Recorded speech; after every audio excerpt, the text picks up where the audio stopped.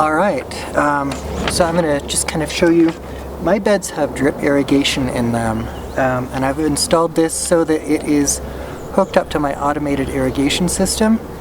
And so in the summers, when I have my sprinklers on, they're not on right now, but when I do have them turned on, everything gets drip irrigated without me doing any work. Well, not quite anything, everything. I've got a couple of beds I still need to install drip irrigation in, so I'll be able to make a video about that. If not doing a retrofit on an existing sprinkler system, then at least how I extend the system to a new bed. So that'll be fun. In this bed, I am growing kohlrabi in this broader area, and along one side, up kind of a trellis, I'm just kicking out some peas. These are both great cool weather crops, although I understand that if you grow kohlrabi in the fall, it will have more time to get big without getting bitter. I like kohlrabi because it's got kind of that yummy broccoli taste without the weird broccoli texture for me. So yay, eat kohlrabi! This is my first season growing kohlrabi, so you may get to see everything go horribly wrong. This stake is to remind me of what's going to go in the bed when I'm done with the current crops. These being the cold season crops, they're not my main season crops. As soon as I consistently have nighttime temperatures above 50 degrees Fahrenheit, I intend to plant some loofah gourds in this bed. I'm going to build an elaborate, cheap and rickety trellis system and grow 30-foot vines all over the place. So yay! It will hopefully be my first year growing loofah gourds. I tried last year, but last year we actually had a spring that was so long and so wet that my peas went crazy and grew as tall as I am and smothered my loofahs. They stayed longer. Also, I think it was too cold and wet for the loofah gourd. Loofah gourds are a warm weather crop. Behind me, you can also see this is actually a new bed behind this raised bed. So you go back, that is my new asparagus bed. In January, that was all lawn. In the end of the last part of February, we had unseasonably warm temperatures, so I came in and I killed the lawn. I used glyphosate. If you're not going to use glyphosate, depending on where you live, you may or may not be able to smother your lawn easily. I have learned that here, the varieties of grass that grow here do not smother easily. So if you use the lasagna method of building a new bed, well, first of all, give yourself time. I didn't have time. And second of all, make sure you use some cardboard or something as that first layer so that you smother that lawn good. Lawn has, these 1 foot deep beds, I've had lawn come up from underneath. It's kind of a pain. Good luck weeding that. And then behind my my brand new asparagus bed that already has the asparagus in it. Behind that you can see an area of lawn with like lumber strewn about and stakes driven in it maybe. That is going to be more garden. I'm a little bit less rushed on that. That's entirely going to be summer crops. And that expansion is inspired by COVID-19. Thanks COVID-19! We're going to try to do a little survival gardening this year. Going to focus on corn and beans and squash back there. So my concern is what if we lick this thing and farming production doesn't come back right away, and there's a little bit of lag and we have to ration food. I'm not going to try to support myself. This garden is actually fairly extensive compared to most home gardens, but it's not enough to support me or my family. So it's just to supplement. Let's see, so you can see strawberries are along the south side of the asparagus bed. Hopefully they will not get shaded out by the asparagus when it comes up. And let's see, I'm going to tell you about my other beds. So kohlrabi, peas. Alright, so here is my strawberry bed. As you can see, it contains strawberries and not a lot else. I just learned while I was bored and watching gardening videos over the winter and reading resources online. I finally learned how to grow strawberries, and that I had been doing it wrong the whole time. A lot of the videos on YouTube will talk about how to plant and when to plant and how to thin and how to start new plants from runners, but they don't talk about refurbishing your strawberry patch.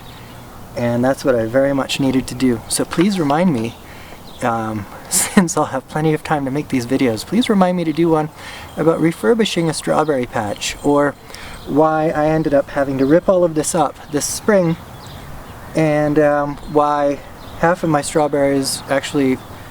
So this was my only strawberry bed. Now I have the strip along the south side of my asparagus patch, and here it was all just here, and all of the plants are from here, and half of the plants that were here are now in my compost pile. That's how many plants were here, and it had gotten to the point where I hardly got any fruit, and the fruit that I got was tiny. Again, drip irrigation is in this bed, so I don't forget to water it. Since I just dug all of these up, and so the roots are not established anymore, and they've been a little bit traumatized, and my sprinkler system is not turned on yet, I make a point of watering this bed daily so that they can have a chance to, well, reestablish. They look kind of sad right now. We've had a couple of days of snow. They'll recover. Strawberries are remarkably resilient when it comes to snow. So this bed is always just strawberries. They're a perennial crop that you can't really intercrop with. So they're a lot of fun. They're one of the easiest fruits you can do. I highly recommend doing strawberries, and just get them in there and learn as you go. They're worth it, and even if you do it completely wrong, your first year or two will give you big yummy berries if the birds don't get them first. Can't really see what's going on in this bed because it's under fleece. And well, that's a good way for me to segue to explaining what is the deal with these hoops over my beds. Well, it means that if I want to, I can cover them with fleece. I've got this stapled to a treated wooden frame so it doesn't rot, and so I can just plop it on there, and it's covered with fleece, and I can pull it off and it's not covered with fleece. It makes it easier to water as well. I don't need the fleece on this bed. It's got cool weather crops in it. I've got, so this looks like lettuce, that looks like spinach, more spinach there, more. This is all lettuce and spinach. But it will grow a little bit faster because it stays warmer under the fleece. This will extend your season by one zone. So this is like I'm growing in zone 8 or 9 right now under the fleece. The reason I have the fleece here, though, primarily, is to keep the cats off it. I have cats, and I love cats, but my cats are indoor only because I don't want people who don't own my cats to have to deal with them. Unfortunately, not all my neighbors feel the same way, and their cats think that a nice fresh bed of compost is the most exquisite toilet arrangement they could possibly have. And if I don't do something to keep the cats out of my beds, they're going to dig up my bed, kill my seedlings, or at the very least make my rows not as pretty and straight. This is also drip irrigated. So here's another bed. It is under mesh, not fleece. Mesh isn't going to significantly extend your season. But it will keep insect predators and, well, also cats out of your bed. Here, fix this. Make sure I'm in the shot. I don't know if that's important. Some of you probably like seeing the person who's talking. It's really the only reason I need to be in the shot. I don't think I'm that pretty. So in this bed right now, it's all just beets. Oh, the fleecy bed later on is going to be, how do I label that? Summer squash. So that's what the stakes are about. I've labeled them so that I can look at it and know what's going to go in here. I know this one is going to be hot peppers when the beets are done. So habaneros, jalapenos, serranos, and Tunisian baklauti. I don't know how to say that. I'm going to grow it. I'm going to see what they taste like. They're all hot and probably delicious, and we're gonna grow them after the beets. This is my homemade cold frame that I made by myself, which is why it looks probably a little bit rickety. So this is just a sheet of acrylic from the hardware store. And the purpose of a cold frame is to provide a sheltered environment for seedlings and stuff, which is what I have in here. Seedlings and stuff. Mostly what's going on in there right now, I've got some type of Rocky Mountain bee plant. It's not Cleum lutea. So the state of Utah has two native bee plants, Cleum cerulata and Cleum lutea, and I've collected seeds in the wild of both of them, and instead of the tropical cleums or spider plants that people like to, spider flowers or whatever, that people like to grow, I'm growing our natives because, well, I know they do really well here, and here they're drought tolerant and they'll self-seed, and it's great.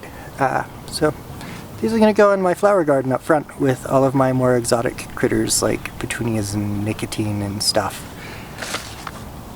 Alright, and then in that bed that I started in front of with the fleece on top of it, right now it is mostly lettuce and carrots and spinach.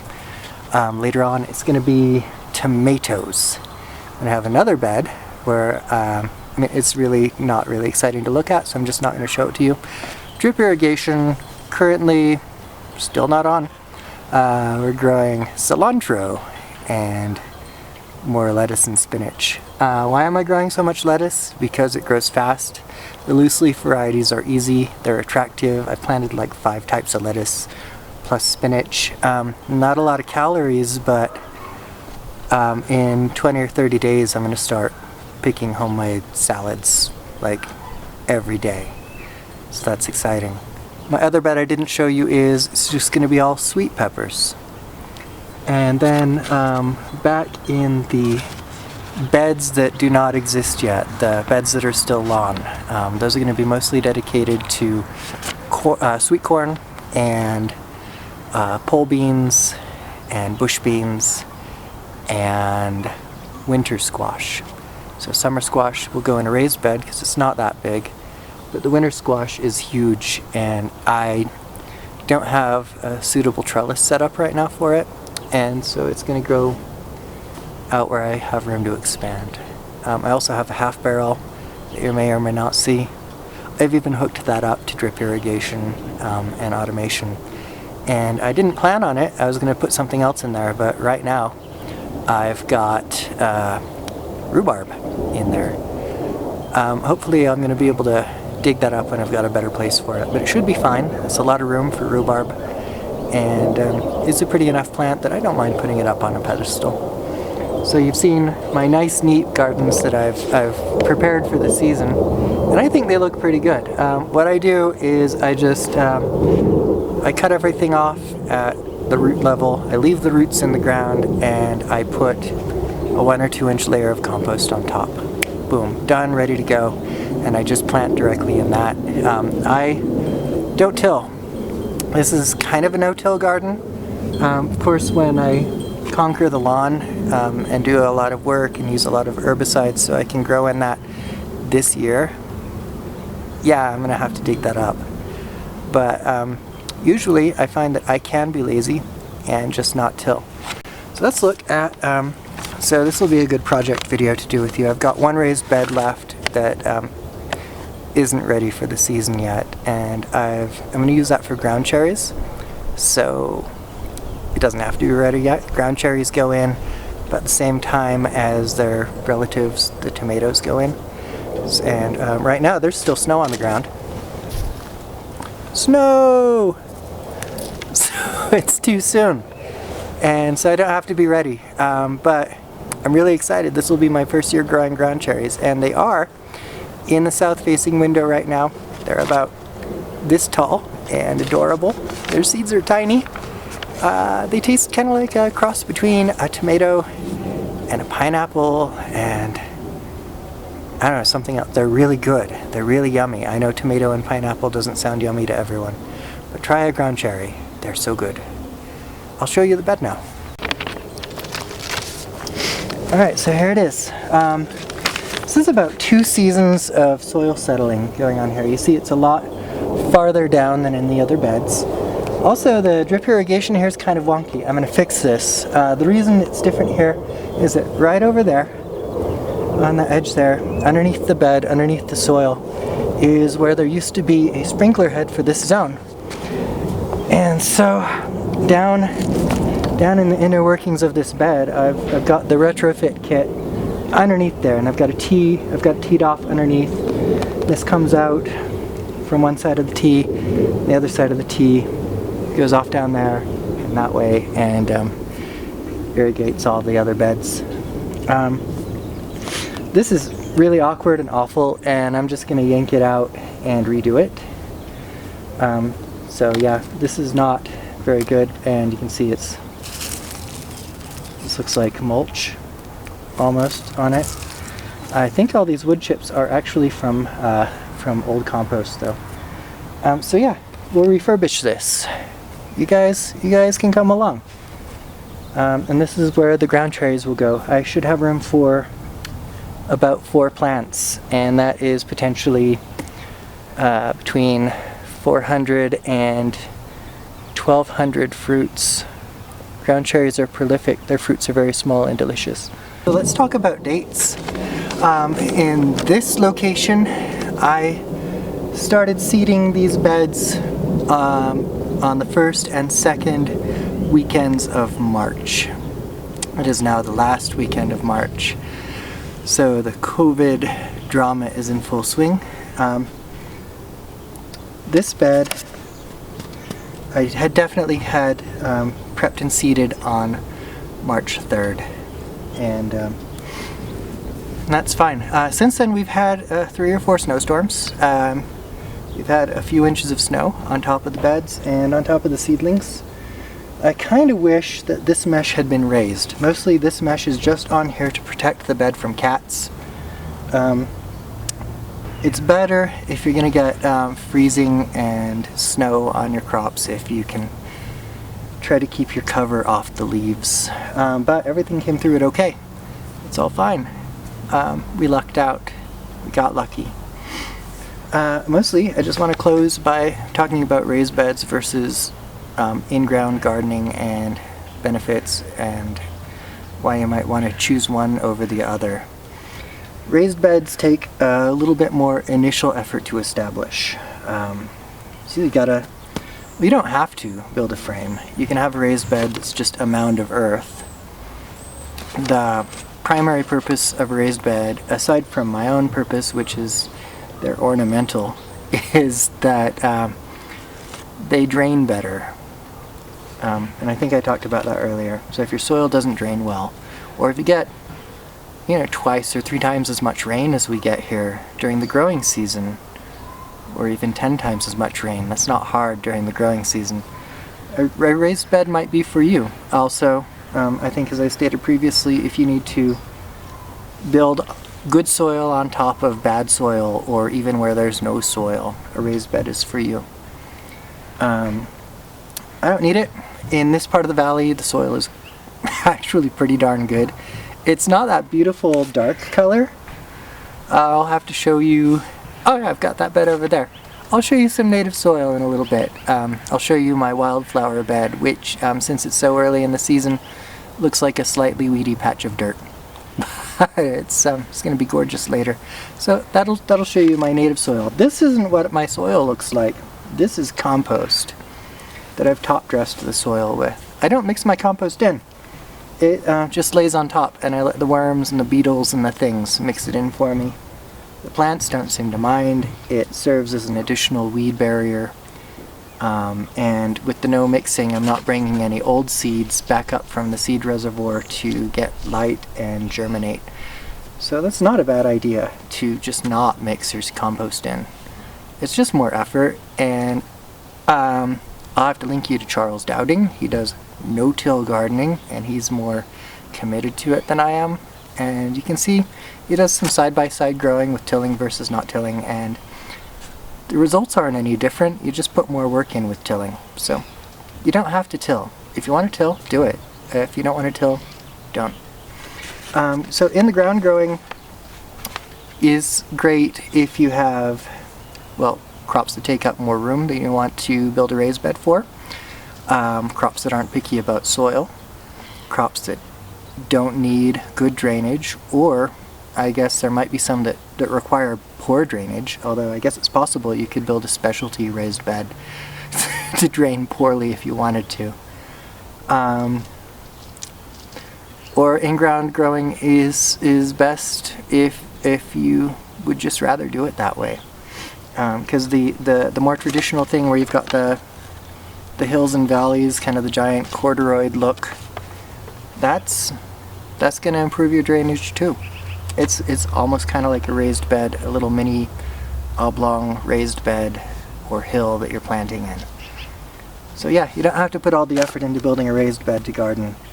I did it because I think they're pretty, and they give me something to sit on when I weed.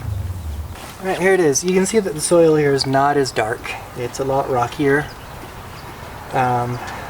It's subsided a lot. I need to get some more soil in here, but the cleome that I've got self-seeds, and this is a time of year when I really don't want to bury those seedlings, so I'm gonna have to figure out a better year to top this thing off. Better time of year, yeah. This is not drip irrigated, and let's see, its dimensions are about 4.5 feet by 16 or 17 feet.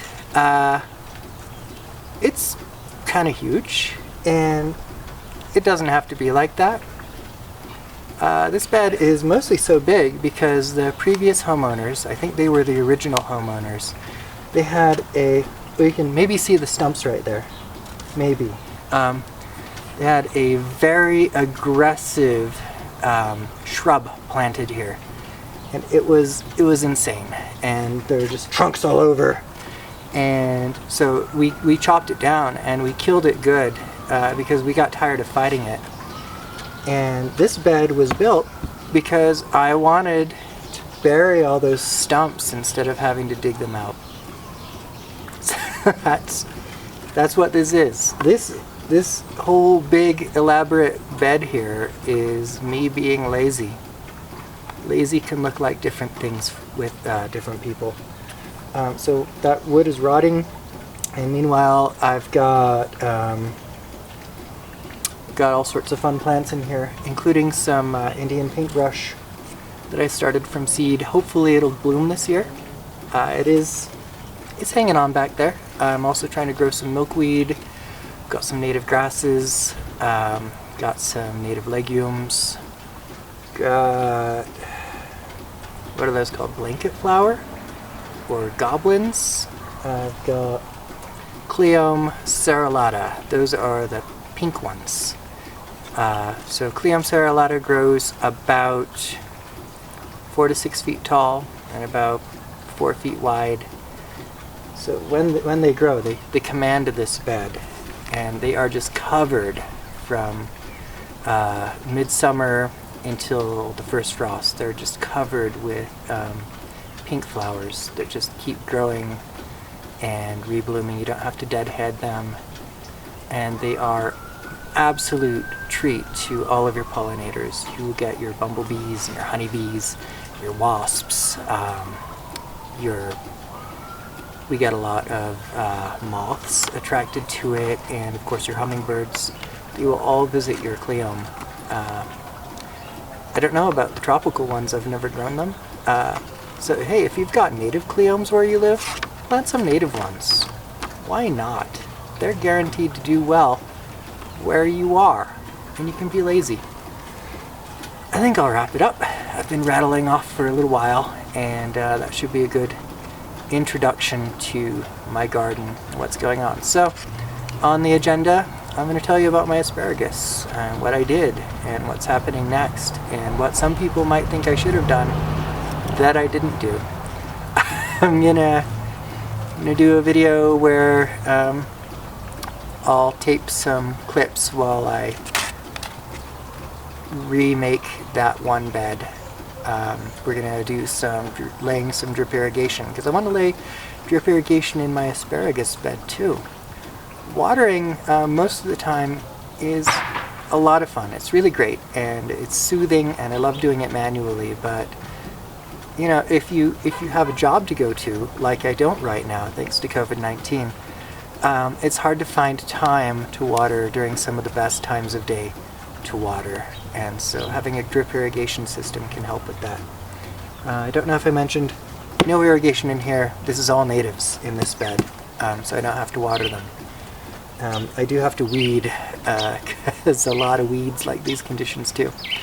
Although in this bed the line kind of blurs between what is a weed and what is a welcome flower. Alright, so I'll see you next time.